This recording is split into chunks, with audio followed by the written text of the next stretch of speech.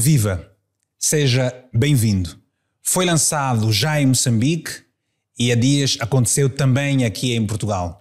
Este livro, Traços de uma Vida de Superação, Murad Muragi, está aqui, é meu convidado nesta edição do Conversas com V. Senhor Embaixador, muito bom dia, muito boa tarde, muito boa noite e muito obrigado por me honrar com a sua presença.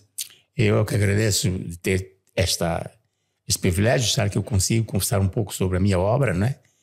Porque eu já conhecia o senhor, não pessoalmente, mas através dos seus programas na televisão, que eu acho que são bastante importantes. E então eu sempre me perguntava, mas quem é ele afinal, de onde é que ele é? Eu pensava que... Da Angola, tem de ser seu filho. Então eu sempre me perguntava, porque eu achava sempre os programas muito importantes. Porque é uma comunicação que entra diretamente às pessoas que têm interesse em conhecer certos temas que aborda. Sim. Eu estive a ouvir há pouco tempo as suas crónicas aí, estava lendo umas crónicas interessantes, porque é preciso que entendam que este livro é feito de memórias. Uhum. É um livro em que eu não me baseei em nenhum documento. Há outros livros que estou já então no chama de prelo, não é? Uhum. Que quero produzir na próxima vez. Mas é aquilo recorrer às memórias que a minha memória reteve. E atenção, a sua memória reteve factos de um cidadão que nasceu em Moçambique em 1946, diplomata de carreira, estudou Direito aqui em Portugal, foi embaixador de Moçambique em França, na Alemanha, no Irão, na Palestina, Brasil, portanto no Mali, foi embaixador na Tunísia, em muitos países, portanto esteve em vários países numa carreira de enorme trabalho político-diplomático e portanto foi até muito recentemente também secretário executivo da CPLP, que é a Comunidade dos Países de Língua Portuguesa. Agora vive em Malabo, na Guiné Equatorial, é assessor do Presidente da República da Guiné Equatorial. É com o senhor embaixador Murad Muragi que estou a conversar e por isso impunha-se fazer esta apresentação. Senhor embaixador, este livro são as suas memórias. A memória de um homem que perdeu a mãe aos 7 anos e o pai aos 12. Isso foi muito difícil para a sua. É o contrário. Eu perdi a mãe aos 12 e o pai aos 7. A mãe aos 12 e o pai aos 7, exatamente isso, ao contrário, pois. E então, como vê uma situação dessas, quando se coloca numa família em que os progenitores desaparecem de um momento para o outro. Então, neste caso concreto, a minha mãe, que foi a primeira, o meu pai foi o primeiro a falecer, ficou a minha mãe, digamos, com a responsabilidade de educar 3 filhos. Portanto, eu era o mais velho. Era o mais velho, depois vinham a seguir, e havia uma diferença de 2 anos em cada um de nós. Então ela tinha que gerir a situação das crianças que estavam ali, éramos crianças nessa altura. Então, eu por isso que, quando eu digo memórias, porque a nossa vida é feita sempre há um filme que passa dentro de nós, que é preciso reter, que normalmente quando eu escrevi esta obra, eu costumo trazer na minha mesa de cabeceira um bloco de notas. Esse bloco de notas onde à noite passa o filme. A pessoa registra. Registra, sim. Toda a sua vida, o filme da sua vida passa ali. Então, eu registro. E no dia seguinte, tomo notas, desenvolvo aquele pormenor. Aquele pormenor. Então foi assim que eu fui fazendo. Eu iniciei esta obra aqui, eu não sei se podemos continuar nessa... À vontade, em 2006, vamos só pelo livro. Sim. Nós vamos, senhor embaixador, vamos obviamente olhar em várias fases, nas várias fases da sua vida. O meu objetivo desta conversa não é não necessariamente uma entrevista, vamos perceber a sua pessoa enquanto cidadão moçambicano, vamos olhar para as várias fases da sua vida, da sua atividade profissional enquanto diplomata, mas depois também, claro, indiscutivelmente vamos querer olhar um bocadinho para a atual conjuntura político-diplomática, o mundo da geopolítica. Mas, claro, não estando no ativo, são opiniões apenas da experiência para ajudar-nos a compreender quem lá em casa está a acompanhar o mundo em função da sua visão. Mas vamos voltar ao livro, porque partilhou aqui as suas memórias. Este livro, para mim, foi dirigido aos meus filhos em primeiro lugar. Aos filhos. Sim, aos filhos. Para que eles percebam entendam de onde viemos. Eu, como pai deles. Quantos é que são já agora? Os filhos que têm? Então são 5 filhos, mas depois tem total 5 filhos, 10 netos. Pois. Para que eles entendam como é que eu cheguei onde cheguei, para me tornar cidadão do mundo. Porque a vida, os jovens, sobretudo agora, são os meus filhos. E em segundo lugar, aos jovens de uma maneira geral. Dizer, escolha, a vida não é fácil, não é a vida, para tu atingir um certo estatuto, digamos assim, ou o que queres que seja, tem que atravessar uma série de barreiras, de obstáculos, e tem que desviar-se de alguns, os atrativos da vida, que nos desvia daquilo que a gente quer fazer. Então o que é preciso ter foco, ter objetivo. Definir um foco e objetivo. Mas, Sr. Embaixador, essa consciência nós temos lá quando já temos uma certa idade. Como é que um miúdo que perde o pai aos 7 anos, perde a mãe aos 12, muda-se de uma cidade, vai para uma outra cidade viver com uma tia, e que depois há muitas dificuldades, como é que se consegue reinventar? Qual foi a luz que iluminou aquela criança que é hoje o Sr. Embaixador Murado Moraes? A minha luz foi a pobreza. Eu sei que é pobreza, ser pobre. Eu vivi em situações não normais, digamos assim. Sr. Embaixador, como é que se encontra a luz na pobreza? O senhor pode me ver assim como estou vestido, desse mulato, tudo isso, mas talvez estivessem em piores condições que muitos, tanto moçambicanos negros, naquela época, que devem ter-se naquela época condições melhores que nós tínhamos. Eu não tenho nenhum preconceito em dizer que eu nasci numa palhota, como vocês chamam em Angola? Cabana, assim. Em que o banheiro, a casa de banho, era atrás, ao relento. Tomar banho era com caneca, tudo isso. A latrina era ao lado, latrinas que a gente escavavam e fazíamos lá as necessidades. Ao fim de tanto tempo tem que se tapar, não sei o que tudo isso. Eu vivi nisso. Sr. Embaixador, vivi nessas condições. E depois, nós tínhamos, a minha família, campesina, digamos, porque a minha mãe era do campo. A minha mãe não falava português. Nós comunicávamos em língua local, Xangana. O meu irmão mais novo, que já faleceu também, mas faleceu aqui em Portugal, a primeira língua que ele não falava português. Começou a falar português lá para os 6, 7 anos. A nossa língua era a língua Xangana. Eu ainda tive a sorte de meu pai me enviar para a gente chamava escolas rudimentares. Não é escola primária, rudimentar. Em que essas escolas eram feitas, eram ministradas por professores negros moçambicanos, em que era para começar a ensinar a língua portuguesa. Eu fui para essa escola, para ter os primeiros passos da língua portuguesa. Como é que o senhor entende hoje, e acabou por nos dizer que a sua luz foi a pobreza? Que luz foi essa? É ver com o sofrimento. Que nós ter uma refeição num dia era agradecer a Deus sempre.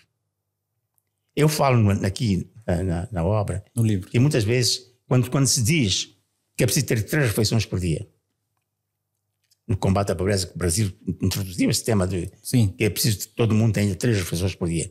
Nós não tínhamos muitas vezes nessa altura. Era de manhã pão com chá. E já era um sonho realizado. Pão com chá. E o que a minha mãe fazia, ela comprava, quando tinha, porque ela produzia bebidas tradicionais. Era o negócio dela. Bebidas tradicionais feitas por farinha de milho. Então ela vendia em casa, porque nós passamos a vida na aldeia, não era na vila de Majacás, era na aldeia. Só vimos para Majacás quando começámos a entrar para o ensino primário. Então, a minha mãe fazia isso. E ela ia à cidade, à vila de Majacás, comprava pão e metia num recipiente de barro para que o pão não se estragasse. Ali, cada dia, tirava bem contadinho que este pão tem que durar tanto tempo. E depois tínhamos a mandioca, que era o pequeno almoço. Comer a mandioca cozida, com coco, uma coisa, e chá. Isso era Depois, quando as pessoas me falam pobreza, eu sei o que é isso. Eu vim daí. Eu vim daí. Eu sou fruto desta pobreza. Eu vim daí. Eu sei o que isso é. E isso aprendi a viver com o povo. Porque para ser embaixador, que eu sou embaixador hoje, tu tens que viver como é que o teu povo vive também, para poder transmitir para o exterior quais são as ambições, as aspirações do teu povo. E hoje magoa-lhe a forma como se faz política de distância, com a experiência? Não, as coisas mudaram, é evidente que se mudaram, mas isso não invalida que nós temos que conhecer a realidade concreta do nosso país. Temos que conhecer a realidade concreta de como é que o povo vive. O senhor há pouco tempo falou, há pouco estava a ver as suas... Senhor embaixador, pode tratar-me pelo Vítor ou Hugo, ou sim, quiser, mas eu ouvi agora falar aqui das suas crónicas em relação da situação de muitas crianças, nesse caso concreto de Angola. Sim. Que não tinham isto, não tinham aquilo, e gasta-se dinheiro em coisas supérfluas. Certo. Viagens, não sei quanto. Isso é uma coisa que a mim também me choca. Uhum. Me choca. Por isso que hoje eu sinto uma vontade de falar sobre esses problemas. Uhum. Porque já não estou no establishment. Sim. Eu sinto uma vontade de falar. É por isso que esse livro aí, muitos colegas meus que eram ministros, não sei quantos, ligam para felicitar. Diz, capaz, tu tiveste coragem de tocar problemas que ninguém quer tocar. Há um escritor moçambicano, que não sei se conhece, Gustavo Mavi, jornalista, Gustavo Mavi. O Gustavo Mavi, quando ele deu meu livro, disse, Gustavo, lê lá esse, dá-me a tua opinião. Gustavo disse, epá, Murarji, tu tocaste problemas que todos nós passamos por essas situações. Mas ninguém tem coragem de dizer isso. Porque eu venho de uma sociedade... Vamos começar de onde eu vinha. Em Manjacás, onde eu estudava, mas nós estávamos a 15 quilómetros de Manjacás. Ali era uma sociedade totalmente estratificada. Em que havia festas, festejos, não sei quantos, em que havia barracões, que eram só os brancos que estavam lá. A gente ia lá assistir, a ver eles a dançar, e para nós até batíamos palmas por ver qual era o melhor par branco que dançava melhor. E havia a barraca dos mulatos e assimilados. O negro assimilado, que é aquele que já tinha um estatuto de bilhete de identidade, não sei quantos. Depois havia a barraca dos outros, digamos assim. Isso assim, nós víamos isso, mas isto realmente é uma... Nessa altura ainda não tínhamos a consciência política do que isso significava. O que significava isso de um ali, outro ali, outro ali. Separação. Era um apartheid disfarçado, mas era um apartheid. Uhum. Em Moçambique, na década de 60 e 70, não é? 60. Sim, mais ou menos. 60 e 50. Sim, à volta disso. Era criança, portanto, nasceu em 46. Mas nós estávamos lá sem haver aquilo tudo. E eles... Nós aplaudíamos isso. Mas meu pai, eu falo muito nele aí, meu pai era muito severo. Ele desenvolvia em nós todos a autoestima. Mesmo com a idade que tinha, consegue ter a memória do seu pai? Sim. Era de origem indiana o seu pai? Não, quer dizer, os pais vieram da Índia, mas ele era mulato também. Sim. Ele tinha um sentido, digamos, de patriotismo, chamaríamos nessa altura, mas ao mesmo tempo, digamos, de autoconfiança, de autoestima, que queria inculcar em nós. Eu lembro uma cena que eu conto aí, quando íamos para a escola, já estava na escola primária. Sim. Eu estava a marchar com colegas brancos. Eu não sei que circunstância que me deu, eu reduzi o passo. O pai estava a ver. Isso olha, quando cheguei a casa, ele deu-me aí umas rebocadas e disse, olha, você é um complexado. Uhum. Como é que tu permites que os teus colegas brancos vão à frente e tu vais com um moleque deles atrás? Como se fosse o empregado deles? Era não aceitar essa sobreviviência. Não. Sr. Embaixador, este livro é para os seus filhos, é para a juventude toda, mas é um livro que fala também dos seus amigos. E é um amigo seu muito particular, num dia 13... O Calu. Mas que memórias é que tem já da sua fase de adolescência e entrar para a juventude que nos apresenta neste livro? Portanto, queremos que partilhe essas experiências de resiliência.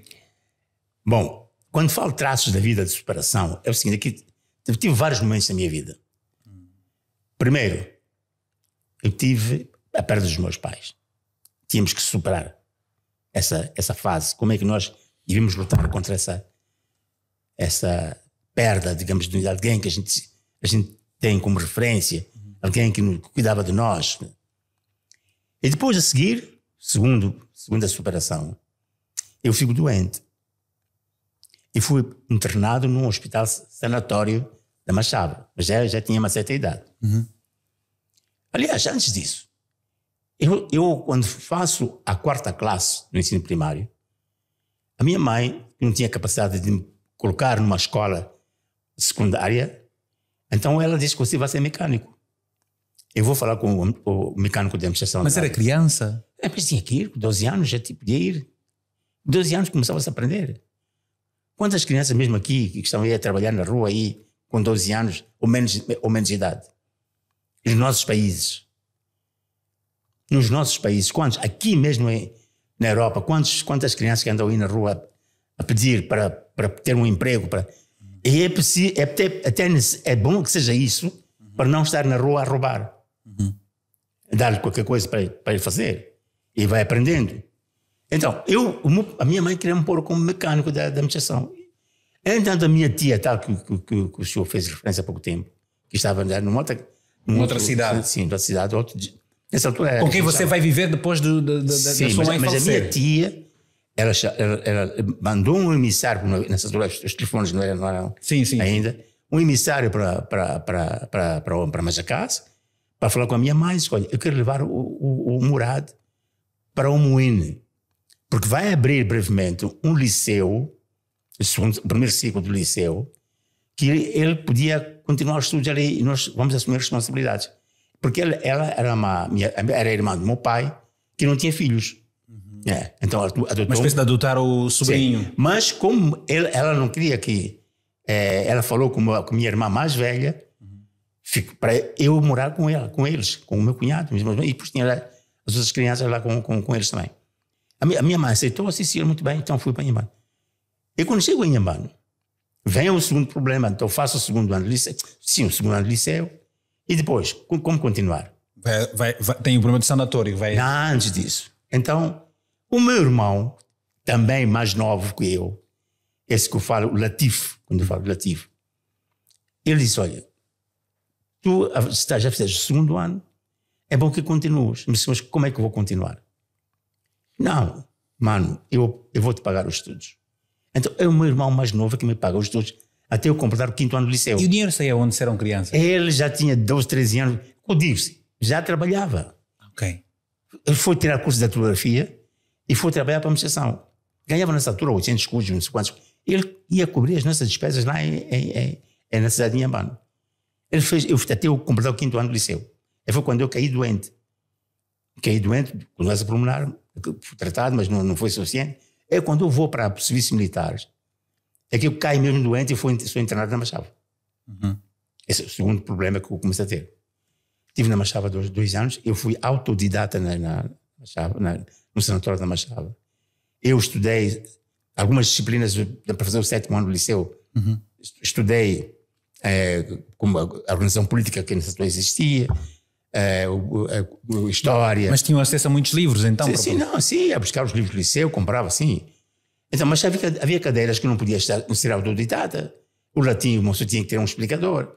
E o padre da igreja, o padre da capela do sanatório, falei com ele, quis me envolver servir a missa na capela, e começou a dar explicações de latim e filosofia, para eu poder fazer exames. Passei lá 2 anos no sanatório. Quando saí, continuei, arranjei um emprego, fui trabalhar e disse que não. Isto, eu tenho que ir mais longe. Maputo. Sim, Maputo, já. Lourenço Marques na altura. Eu tenho que ir mais longe. Eu disse, eu tinha nessa altura 20 anos, mais ou menos assim. Eu tenho que ir mais longe. Eu quero ser alguma coisa. Deixa-me só fazer aqui uma pequena e rápida interrupção aos nossos internautas que nos seguem. Quem é esta pessoa? Com quem é que estou a conversar? Vocês sabem que eu gosto muito de conversar com pessoas mais velhas e vem já desde que eu era mais novo, lá na minha terra, em Malange. Tinha muitos amigos mais velhos do que eu. Na altura, o General Sanjar, o Malogrado também, Sr. Veloso do Banco, do BNA, um abraço, de feliz memória. o general Zumbi, que está em Luanda. São muitos mais velhos. Naquele tempo eu gostava de conversar. E quando eu convidei este cidadão que aqui está, esta entidade que aqui está, o senhor embaixador Murad Mouragi, é exatamente no sentido de termos aqui uma pessoa mais velha, com autoridade, com propriedade, com capacidade para partilhar as suas memórias. Ele escreveu um livro, está aqui, Traços de uma Vida de Superação, e está-nos a trazer as várias superações por que passou, enfrentou, para ser a figura que foi. Só para terem noção, este senhor nasceu em 1946 em Moçambique, como dissemos. Começou a sua carreira no Ministério dos Negócios Estrangeiros, exerceu a função de embaixador residente de Moçambique em França e não residente na República Federal da Alemanha, Confederação Suíça, Irão, Palestina, Tunísia, Gabão, Mali, Costa de Marfim e Senegal. Foi embaixador residente de Moçambique no Brasil e não residente na Argentina, no Chile, Uruguai e também Paraguai e Venezuela. Foi ainda secretário executivo da Comunidade dos Países de Língua Portuguesa de 2012 até 2017. O auge da sua carreira ocorreu quando exerceu a função de secretário-geral de chefe da Casa Civil da Presidência da República de Moçambique entre 1995 e 2005. Portanto, neste momento tem a função de conselheiro diplomático do presidente da Guiné Equatorial. Ora, não são todos os dias que temos a oportunidade de conversar com uma pessoa com esta experiência de vida e, portanto, o que nós aqui estamos a fazer é tentar dar-nos uma aula. Uma pessoa que diz que a minha luz, a pobreza foi a minha luz. Isso é muito profundo. Perceber como é que você é aí em casa, apesar das inúmeras dificuldades por que passa, às vezes perde-se na esperança, mergulha na tristeza, mas é importante ouvir alguém que já esteve do seu lado, aí do seu lado, e que se superou. Isso pode servir como uma grande motivação, uma grande aula. Nós estamos aqui não pelas audiências, mas estamos pelo conteúdo, pelo valor de uma conversa, que não se tem todos os dias. Já agora peço que subscreva o canal, que nos siga, que partilhe o nosso conteúdo. Senhor Embaixador, então, depois de tudo, a sua terra natal começa a ficar pequena, as ambições começam a falar mais alto, mas daí até a realização é preciso um ato de coragem. E de que maneira? Porque... Mas não nos falou do seu amigo lá. Sim, o Calu. O Calu vai acompanhar. O Calu, nós já somos da mesma idade quase. Quando eu fui de Majacás para o Moinho, que era de Moinho, isso era de Majacás, então ficamos amigos. Mas até hoje, somos amigos desde hoje. Isso é no norte de Moçambique? Não, no sul. No sul de Moçambique, sim. Eu estou confundindo muito no sul de Moçambique. Aliás, foi a primeira pessoa que eu mostrei o meu projeto de livro. Que vem sendo escrito desde 2006, esse livro. Sim, eu digo, Calu, vê lá esse livro. Vê lá se esses factos que estão narrados aí correspondem. São a verdade, nós vivemos. Sim, se correspondem. Eles que nem mais, é isso mesmo. Ok. Porque o Calu, é pena que ele não pode estar aqui, no depoimento que ele fez em Maputo, na apresentação do meu livro, ele disse, até tenho gravado isso aí, que nós, os nossos, por causa do pequeno almoço, não sei comida, não sei o que partilhamos, que eu e ele partilhamos a pobreza. Ele também pertence ao mesmo... Partilhar a pobreza. Partilhar a pobreza. O que é partilhar a pobreza? A gente, cada um, aquilo que tem dá ao outro. Aquilo que dá ao outro. Por exemplo, eu não falei, falo aqui também, que na escola primária, em Majacás, eu já partilhei a pobreza com Orlando. Nós íamos para a escola sem lanche para comer no intervalo das aulas. Sim. Então há uma expressão que eu uso no livro que a gente diz assim, ia haver aqueles meninos que eram abastecidos, tinham tanto o seu lanche bem recheado, tudo isso, zamela-me lá. Zamelar-me lá é dá-me lá um bocadinho do teu pão, um bocadinho do teu bife. Então a gente levávamos conosco uns saquinhos para meter lá o tal zamela-me lá. Sim. O tal pedaço disto, daquele. Era o nosso lanche. E o Calu também participava nessas operações. E muitas vezes, porque houve uma fase em que é a crise, digamos, alimentar, tocou a muita gente. Que não tínhamos, porque Inhambane é um paradoxo aquela província. É porque ela tem de tudo, mas também não tem nada. A pobreza também reflete em todo lado em que tu tens sua mandioca aí, porque ela não é homogénea na produção, sua produção. Há zonas que produzem mais que as outras, mas nós estávamos numa zona muito coisa. A zona da Machixe, que era muito. Realmente as pessoas viviam de quê? De ir ao mar, para ver se apanhavam um pouco de peixe. Mas passaram-se tantos anos, parece que essas assimetrias continuam, persistem no tempo. Sim, mas um pouco aligeradas, mas seja como for, porque é verdade que as pessoas também evoluíram, não é? Claro. As pessoas também cresceram, foram vendo. Mas têm acesso à informação, essas coisas mais. Sim. Mas então, depois o Kalu então partilhou essa realidade consigo, mas depois fala-nos agora de Maputo. Como é que se transfere para Maputo? Como é que ganha coragem? Como é que vive os primeiros anos em Maputo? Em Maputo, quando acabei o 5º ano do liceu, e fui trabalhar para a região de Manica, para a administração pública. Concorri, foi aí que o meu irmão, mais uma vez, meu irmão relativo, como eu tinha problemas de tuberculose, não sei quantos, foi fazer um exame de saúde. Sim. É meu nome.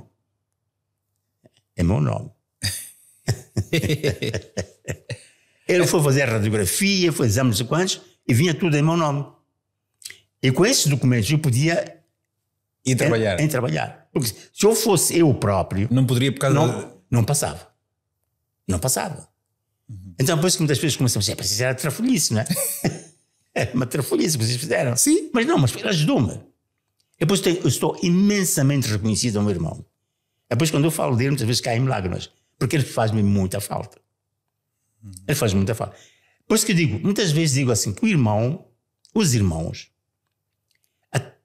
a relação que existe entre os irmãos é muito mais forte devido à cumplicidade que eles têm durante o crescimento deles, dos irmãos. A coisa que eu não comungo com os meus filhos, mas comunguei com os meus irmãos. As patifarias que a gente fazia com os irmãos, não faço com os meus filhos. Antes, pelo contrário, eu tenho que educar os meus filhos com vocês, não façam isto, não façam aquilo. Porque eu passei por isso. A educação que é extremamente importante. Por isso que o irmão, quando os meus irmãos faleceram, eu dizia que nós somos um tripé. E quando uma das pernas do tripé treme, todo o império tomba. Todo móvel tomba. Então, quando começou um dos pés a cair, o primeiro relativo, depois foi o Ismael, eu fiquei sozinho. Em Moçambique ainda? Sim. Porque nós somos irmãos do mesmo pai e mesma mãe, e havia irmãos que eram do mesmo pai e havia irmãos que eram da mesma mãe. Mas nós já éramos o centro de convergência de toda essa relação familiar. E a irmã que nos criou é um menino, quer dizer, a gente vai para trás, para frente, para trás. Sim, estamos a ouvir a história, não aprender. Então, ela era irmã da parte do meu pai. Casou-se com alguém lá, pronto, e ela acolheram-nos. Quando eu falei ali de que o marido mandou-lhe dinheiro para comprar arroz, não sei o quê, porque havia crise de arroz, não sei quanto. E depois o arroz foi comendo arroz o mês todo, não é? Não houve crise nenhuma. E ficamos a comer arroz não sei quanto tempo. Porque realmente era aquela realidade que nós tínhamos. Mas quem é que o recebe em Maputo? Como é que se dá a mudança na sua vida? Quando sai do lado do sul para Maputo? Foi quando fui para a tropa. Fui para a tropa porque fui aí quando eu entrei no sanatório. Sim. Depois de sair do sanatório, eu consegui um emprego, primeiro, no serviço, havia uns serviços militares aí portugueses, que era de processamento de dados, processamento de salários. Sim.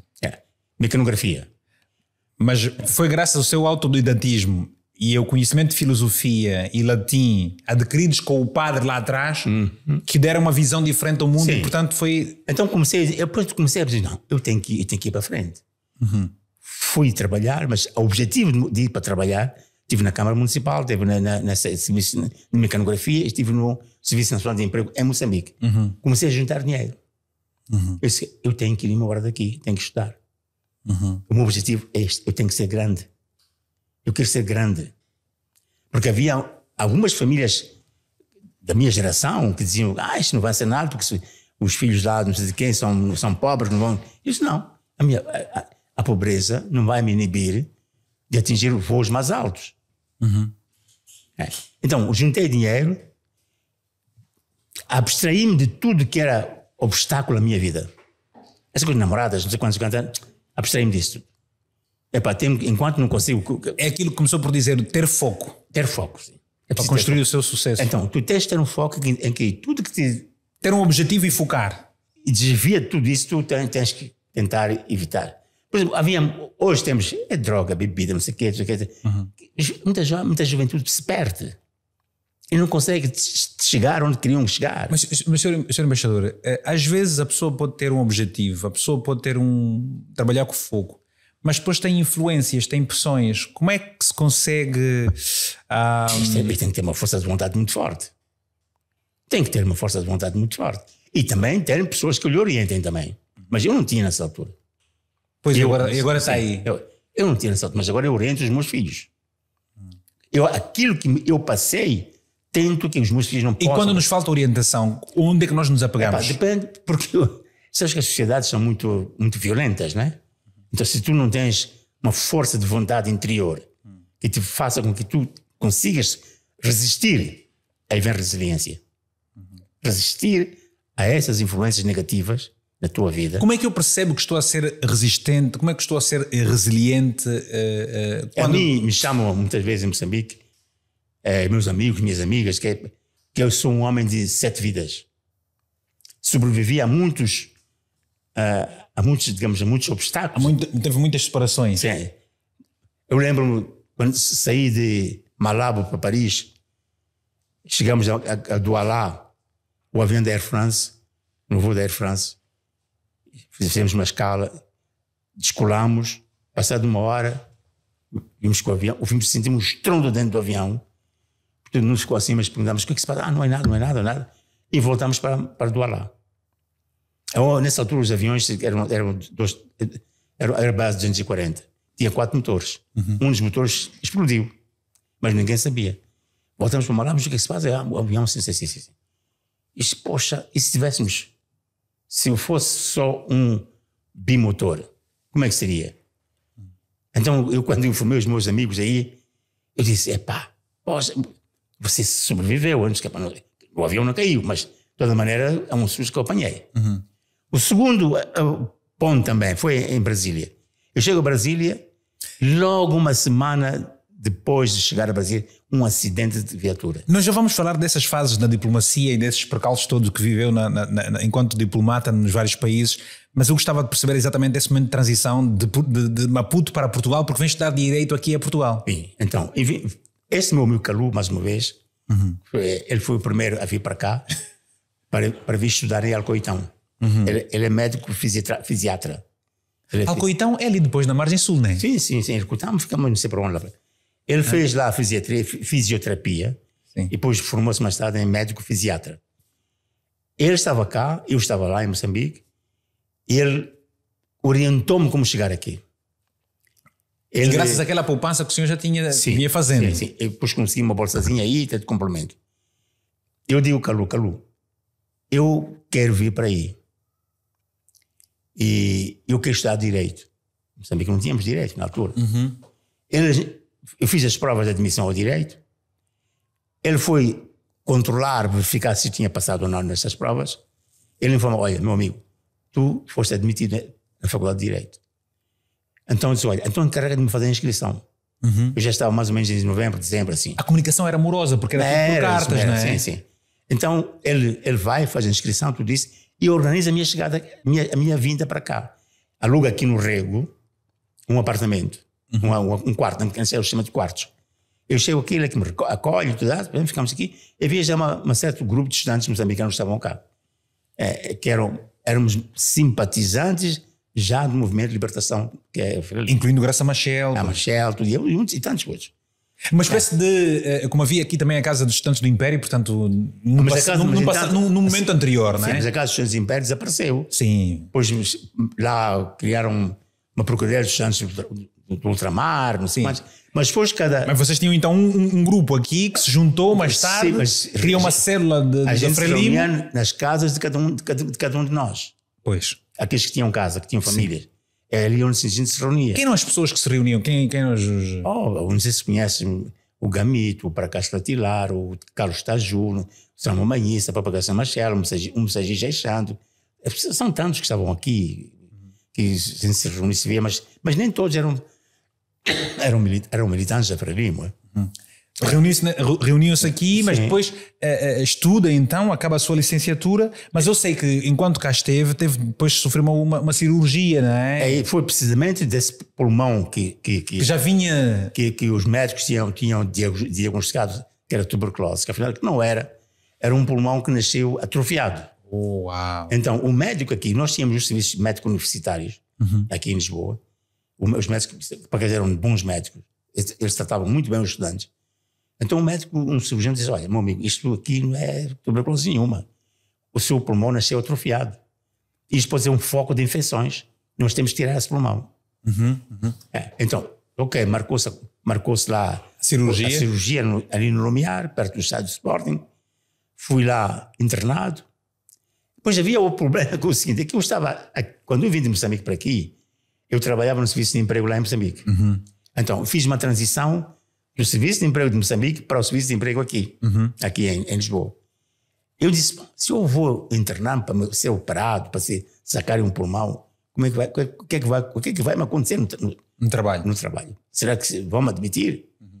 Então eu tive que fazer tudo isso a um prazo de um mês, para que dentro de um mês tinha de férias, aproveitei de tirar um mês de férias para poder fazer a tal cirurgia. E era Recuperar cirurgia, e voltar. E voltar. Era uma cirurgia extremamente complexa e difícil. Sentes, porque nessa altura havia anestesia, sim, mas não tão sofisticada. Hoje as cirurgias são um pontinho, tem que sacar. Pois. Agora, naquele tempo, não.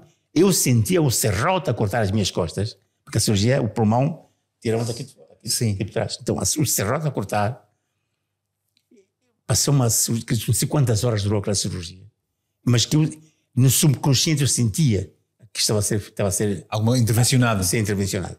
E depois todas as sequelas assim, porque eu fiquei Ok. eu fiquei inclinado, assim, portanto, com o âmbito descaído. Sim. E pronto, mas passado um mês, eu voltei ao trabalho, ninguém deu conta que eu tinha tido uma cirurgia. Ninguém se apercebeu. Acha que foi muito pela força de vontade que acabou o corpo por... Depois, entretanto, com essa confusão toda, nasce o primeiro filho, cá. Nasce o meu primeiro filho, então piorou a situação. Porque tinha o meu problema pessoal e o problema... Porque o meu filho, então, nasce com um problema que ele tinha um aperto no pylori. Eu falo no livro. Um aperto no pylori em que tudo comia, vomitava. Tudo comia, vomitava. Agora, era o meu problema, era o problema dele também. E agora? Fazer. Entretanto, eu vou a Moçambique assistir às independências, porque o primeiro-ministro, o militar, o responsável, nos convidou. A gente volta, o meu filho nasce e tudo isso. E era outro drama, não é? Que nós tínhamos. Era a transição de Certo. partido. E aí, pronto. Transição de Sim, consegui superar. sistemas. O golpe de Estado deu-se aqui, portanto, o governo de transição em Moçambique, em Angola, em todos esses países aí. A discussão do contencioso económico, em que, portanto, havia uma certa ala portuguesa que não queria largar. Que não queria largar, mas havia uns mais clarividentes que os outros. E nós acompanhamos isso, tudo estávamos cá. E nós éramos dirigidos através do primeiro-ministro de transição em Moçambique, que era o Chissano. Joaquim Chissano. Ele determinou que, olha, fulano, regressem, fulano, fiquem, acabem os estudos e depois votem todos. Ok, então chegou a minha vez e disse: olha, eu tinha este problema da operação, faz a operação, depois vens. Quando chega a Moçambique, como já estava a trabalhar no trabalho, eu estava convencido que ia para o Ministério do Trabalho em Moçambique. Mas já entendia mais ou menos a questão do trabalho. E não, chego lá e digo: não, você vai para negócios estrangeiros. Pronto. Deixa-me só aproveitar este ponto, essa deixa aqui do embaixador Murad Muragi, está a partilhar a sua história de vida. Não são todos os dias, não é sempre que uma figura desta envergadura partilha as suas memórias numa conversa aqui, num podcast, e depois, claro, de ter apresentado este livro, editado pela Gala Gala Edições. Está aqui Traços de uma Vida de Superação, um livro que tem também o prefácio de Hélder Muteia, um conterrâneo que também admirou bastante a capacidade e a força de vontade de Muragi em escrever, mais do que trazer os textos. É um livro que tem igualmente algumas fotografias de família, de amigos e de momentos vários, em vários pontos do mundo onde esteve a trabalhar e sobretudo da sua infância. Um livro dirigido aos seus filhos, à juventude de uma maneira geral, mas também aos muitos amigos e às sociedades, as pessoas todas que gostam de ler histórias de biografias. Eu já li muitas biografias e, claro, terei muito gosto também de ler este livro. Vamos então para esta fase que muda todas as faces da sua vida. Sim. A diplomacia. Então eu chego a Moçambique, sou portanto, afetado, se chama afetado no negócio estrangeiro. Afetado não é a questão da afetação. Portanto, foi colocado no negócio estrangeiro. Sim. Era um ministro Sano nessa altura. Era como ministro dos estrangeiros. E eu vou lá, eu nem tinha roupa em condições para ser um diplomata. Então a gente trazia as nossas mas como é que não tinha roupa para ser diplomata se já tinha feito o curso de Direito e gostava? Os estudantes de Direito estão sempre de fato e gravata. Mas um pobre anda com fato e gravata aqui. Então, eu cheguei a Maputo, nós tínhamos aqui o clima é diferente do nosso. Certo. Tínhamos casacos de flanela, calças de flanela, não sei quantos. Chega lá com essa roupa, tira um calor tremendo. Então, como nós sofremos quando viemos lá com as nossas t-shirts e até frio. O ministro diz-me assim, olha lá, tu tens o primeiro salário, tens de comprar roupa. Eu disse, sim, tenho que comprar, mas é que a única roupa que eu tenho é esta. E eu disse a ele, respondi isso, que a minha única roupa que tenho é esta, mas sim, o primeiro salário vais comprar roupa. Eu sim, vou fazer isso, vou tentar fazer. Bom, então, ser diplomata, ser negócios estrangeiros. Como é que foi essa experiência? Eu disse, isso aqui é eu tinha a base, que era formação em Direito. Sim. A minha formação em Direito permitiu-me ter uma visão mais ampla do que ser um outro curso. Então, Direito é aquilo que, em primeiro lugar, é aquilo que nos permite tanto navegar em muitas águas, digamos assim. O que é que lhe permitiu? O que é que foi possível fazer com que se forjasse no direito? Na diplomacia, perdão. Não, aliás, nós fomos encontrar uma instituição que não existia, o negócio estrangeiros. Eu fui dos primeiros a entrar para o negócio estrangeiros. Havia os camaradas da luta armada que foram os primeiros quadros dos negócios estrangeiros. E como é que se reinventavam? Como é que fizeram? Então, isso aí, porque esses quadros antigos, que eu respeito imenso, eram os nossos representantes nos países onde a Frelimo tinha células. Não células, não. Eram representações. Representações. Na Zâmbia, na Tanzânia, não sei onde, por aí adiante, Nações Unidas, nós tínhamos representantes.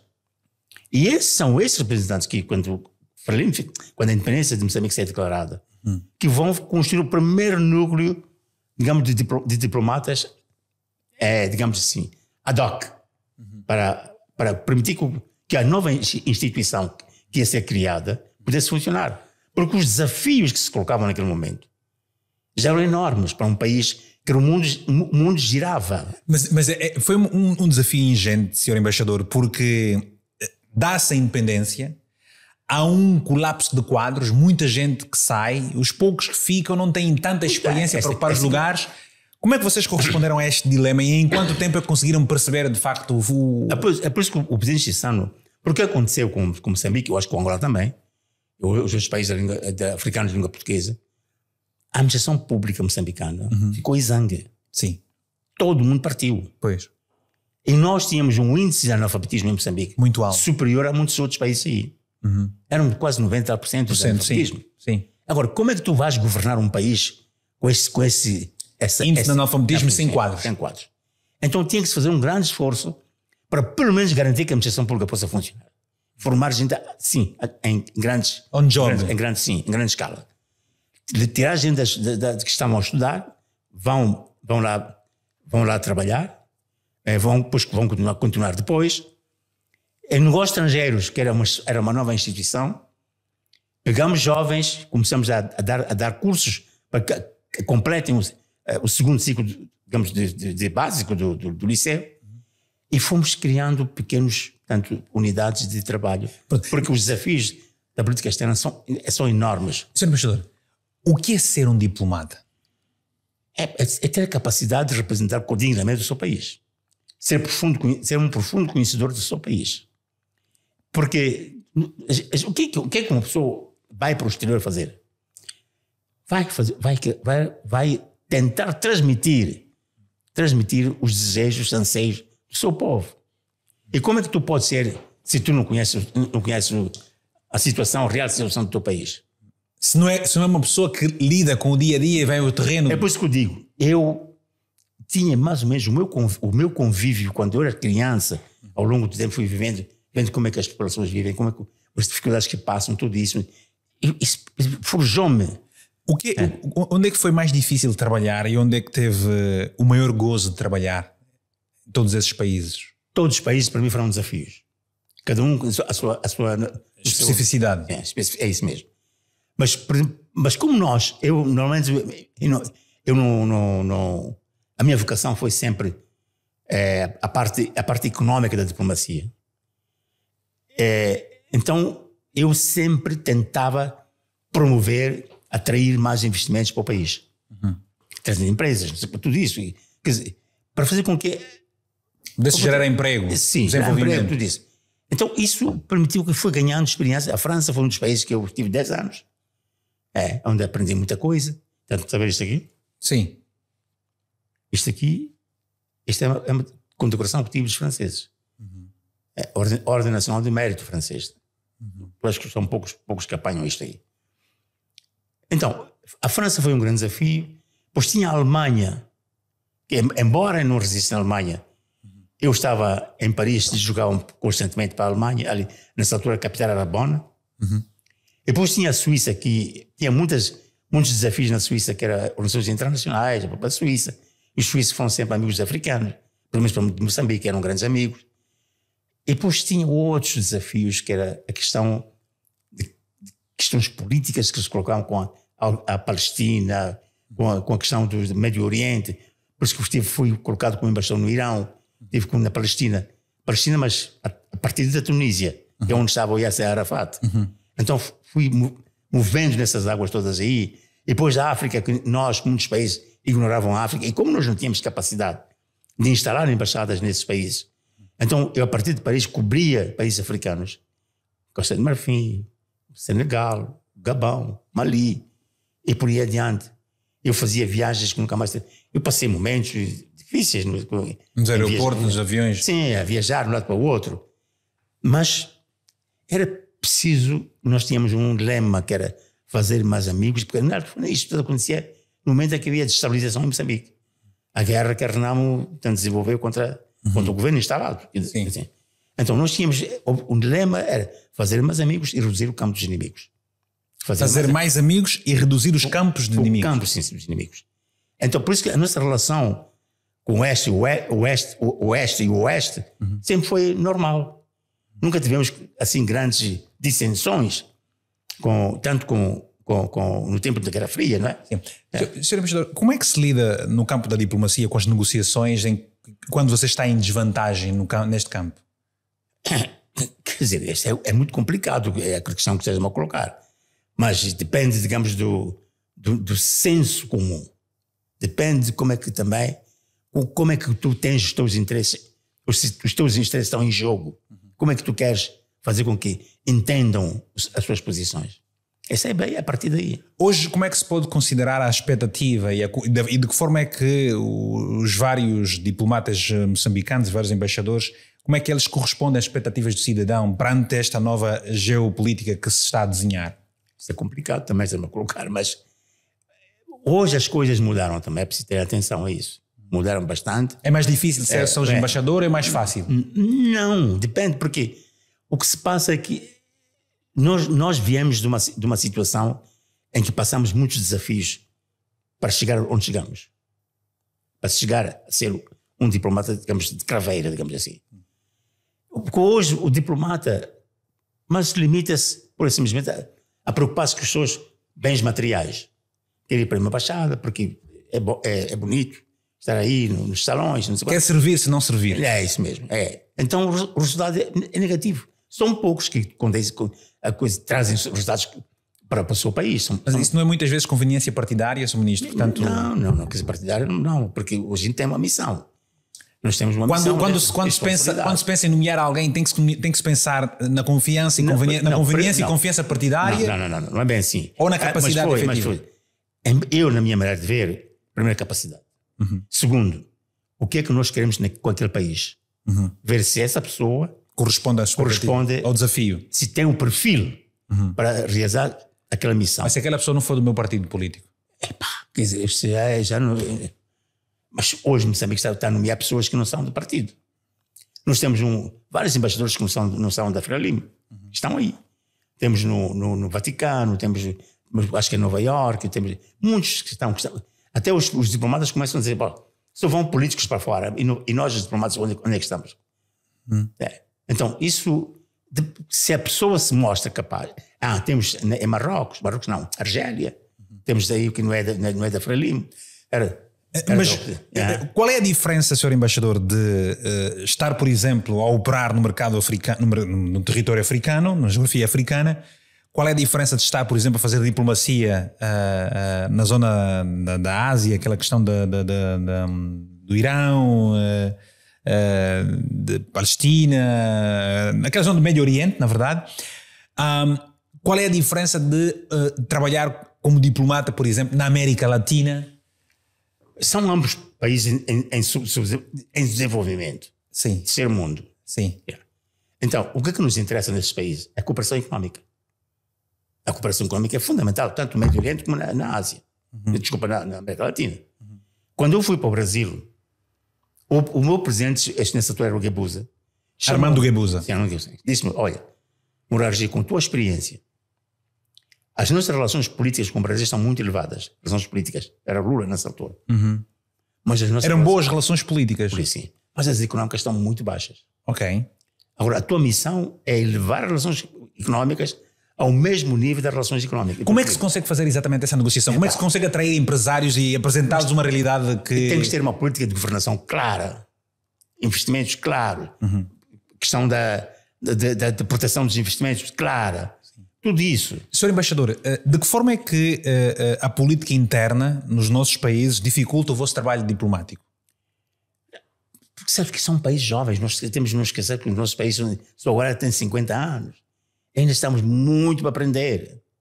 E não tens quadros capazes ainda de ter essa visão que estás a falar agora.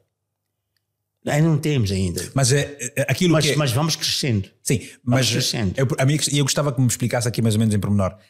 Como é que a estabilidade ou instabilidade política num país facilita ou dificulta o trabalho de um diplomata? Porque o diplomata depende exatamente da realidade no seu país para poder influenciar políticas económicas, não? Sim, é evidente que sim.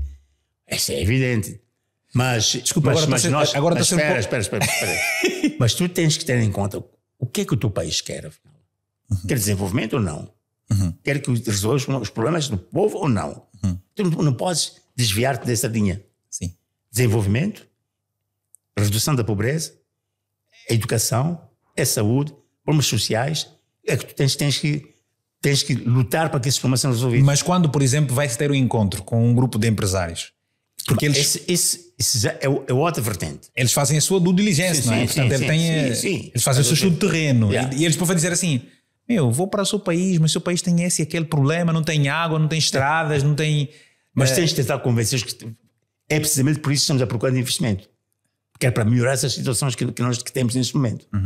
E então, eles ficam assim também, não é? Porque eles também têm interesses. Claro. Eles têm interesses, nós também temos interesses. Então é preciso ser um bom negociador. É preciso jogar os interesses de ambas as partes em que encontrar uma convergência. Nós estamos agora a 5 minutos do final da nossa live. Eu gostava de perceber o seguinte, Sr. Embaixador. O mundo mudou efetivamente ou o mundo está a mudar? O mundo está efetivamente já no multilateralismo ou ainda é um mundo só... Um mundo complexo. Para mim o mundo está muito complicado porque hoje a gente se vê, tanto em África como na própria Europa, há uma grande um déficit, digamos, de liderança. Há um grande déficit de liderança. Não há uma liderança esclarecida e firme. Sim. não há uma liderança. Hoje há um déficit de liderança. Hoje, se pegamos em África, fomos embalados pelas democracias chamadas democracias ocidentais. Eu lembro quando estive na Cimeira França-África, em La Baule, Mitterrand... François Mitterrand. Ele... Presidente da França, sim, de França. Ele, não digo ameaçou, mas fez um aviso aos africanos. Quem não introduzir a democracia nos seus países, a França cortaria ajuda. Cortaria ajuda. Aí os africanos rebelaram-se. E o Chirac, que era o primeiro-ministro nosso, não. Jacques Chirac. Sim. A democracia não pode ser imposta. Ela tem que surgir naturalmente.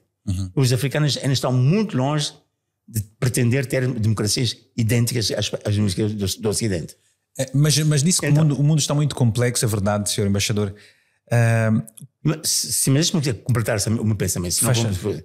Então, o que é que se passa? O que se passou? Entrou uma convulsão aqui em África, sobretudo em África, em que houve golpe de Estado, quando a causa acabava, golpe daquilo, porque todo mundo quer correr, pensar que é democrata. Vêm os militares, dizem que não pode ser assim.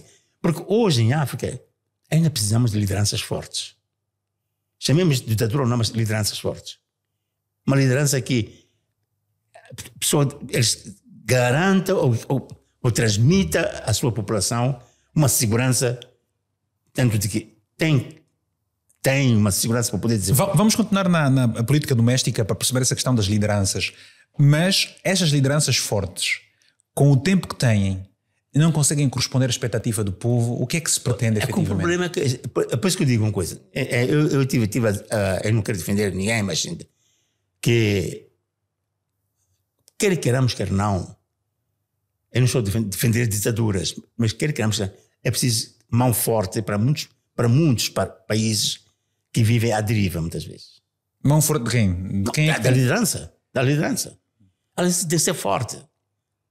Temos que ser pessoas que garantam a questão da segurança da população, garantam a questão quer dizer, que as pessoas se sintam seguras. Por que há essas confusões todas digamos, de criminalidade?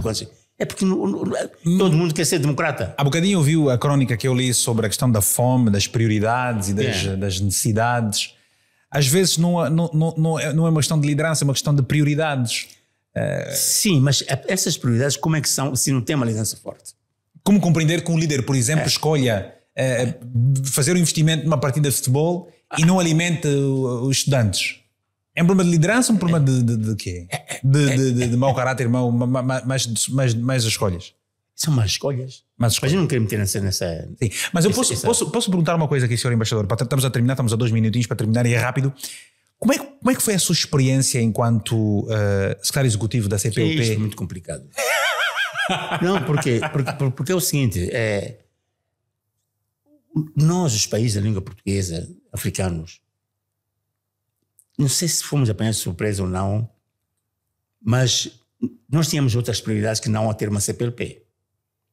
Nós tínhamos uma PALOP, que era o nosso, que queríamos caminhar ao nosso passo. Ao nosso passo. Os portugueses e os brasileiros sentiram-se, digamos, marginalizados. Então, para colmatar esse afastamento, digamos, essa marginalização, vieram com a história de criar uma comunidade dos países da língua portuguesa. Tanto mais que deu discussão, porque se era por causa da língua portuguesa, porque o objetivo não era andar em questões económicas, o objetivo era promover a língua portuguesa. O objetivo de Portugal e do Brasil era a promoção da língua portuguesa. Não era outras coisas, questões sociais. Tanto mais que Moçambique, nessa altura, o ministro disse, olha, se é para criar uma organização para se ocupar da língua portuguesa, já temos o ILP, Instituto Internacional da Língua Portuguesa, que foi criado antes da CPLP. Aí já não precisamos de criar mais um instrumento que vai nos fazer gastar dinheiro. Nós temos muitos problemas em casa para resolver. Isso vai nos gastar, vai desviar a nossa atenção, gastar recursos que são energia e tudo mais, que são necessários para outros projetos que nós temos nas nossas. Aí nessa altura o ministro dos Estrangeiros português disse, não sei o quê. E lá se conseguiu acomodar a componente de cooperação. Cooperação política e diplomática, cooperação social, digamos assim, educação, tudo isso. e a concertação. Porque, na verdade, não... Eu, quando cheguei à CPLP, eu disse, olha, o que a CPLP fez até hoje? Quais são os projetos que diziam visíveis que fez com que as pessoas se aproximassem da CPLP? E todo mundo reclama. Mas a CPLP para quê, afinal? Então é o desafio que eu comecei a enfrentar quando entrei na CPLP. Mas o senhor saiu e a pergunta mantém-se. Com certeza, porque ainda não... O que se diz é que a CPLP é tudo menos aquela instituição que realmente até faz esse trabalho. Mas parece que as pessoas têm uma sensação de que ele nada faz, nada acontece. É precisamente por causa disso. Eu quando saí, nós temos a questão de mobilidade. Que a mobilidade que é fundamental no espaço comunitário. É um velho problema hoje já mais avançado. Então, mas há países que não querem que isso aconteça. Invocam uma série de... Portugal também é um Mas, senhor embaixador, como compreender essa questão de Portugal não querer mobilidade se a nível dos países, dos africanos que falam português, não há também mobilidade praticamente? Ou seja, é verdade que eu posso ir a Moçambique sem visto, posso ir, por exemplo, a um outro país, mas por que não há mais circulação de pessoas e bens ao nível dos países das sub-regiões? É preciso que comecemos a praticar mobilidade entre nós próprios, os países africanos. Quis fazer acordos de cooperação. Se eu quero ir, por exemplo, se quer ir a Moçambique, tem que sair daqui para... Um moçambicano quer ir, por exemplo, para a Nigéria. Tem que ir... Isso já é outra história. Isso já é outra... São as ligações aéreas aí que complicam tudo. Mas a política pode nos levar a essas conexões. Sim. Senhor embaixador... mas olha... Eu agradeço o momento que teve comigo a conversar. Mas atrapalhou muito, é? Eu fui para um tudo duro. Já contou as histórias todas. Senhor embaixador, partilhou aqui as suas memórias, as suas histórias todas. Nós conversamos. Mas as memórias têm que ser lidas com muita atenção. Nós conversamos. No final mas fizemos. Acabou, né? Acabou, estamos a acabar. Estamos a acabar agora. Ainda não, o Orlando ainda não desligou. Estava a dizer que nós conversamos. A última parte foi só aquele instinto jornalístico.